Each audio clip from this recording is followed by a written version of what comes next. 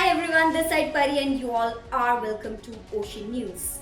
What began as outrage over one examination soon exploded into something far bigger. It wasn't just about leaked paper, it became a question of trust. Can India's education system still be trusted? And if not, who should be held responsible? Those questions spilled onto the streets, from coaching hubs to university campuses, from social media timelines to Delhi Jantar Mantar. A wave of anger swept across the country. Students, parents, teachers, job aspirants all are demanding the same thing: accountability. The movement was led by Cockroach Janata Party for 36 consecutive days, and the protest refused to lose its momentum. There were hunger strikes, mass rallies, candlelight marches, police barricades, late night negotiation. Every single day mounted pressure. Every single thing made it impossible to ignore. And then comes the news of victory. Dharmendra Pradhan resigned. And currently, it was a drastic change in political arena.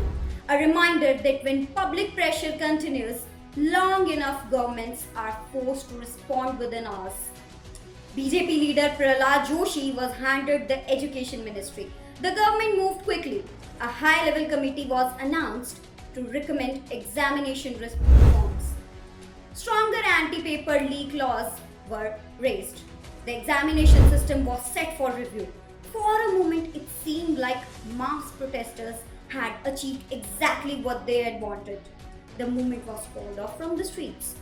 But silence didn't last longer. Just a day later, the Cockroach Janata Party made another explosive claim. According to CJP leaders, several promises made by the government during negotiations have not been fulfilled. They alleged that some protesters continue to face legal action, that commitment made behind closed doors remain incomplete.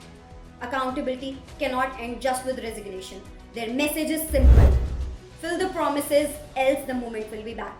Which brings us to the man of center, Prahlad Joshi. His challenge is not just to run the ministry, it's about rebuilding the confidence of millions of young students.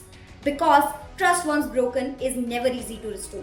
A minister has changed the headlines, but the biggest question still remains: will India's education system truly change, or has the real battle just begun?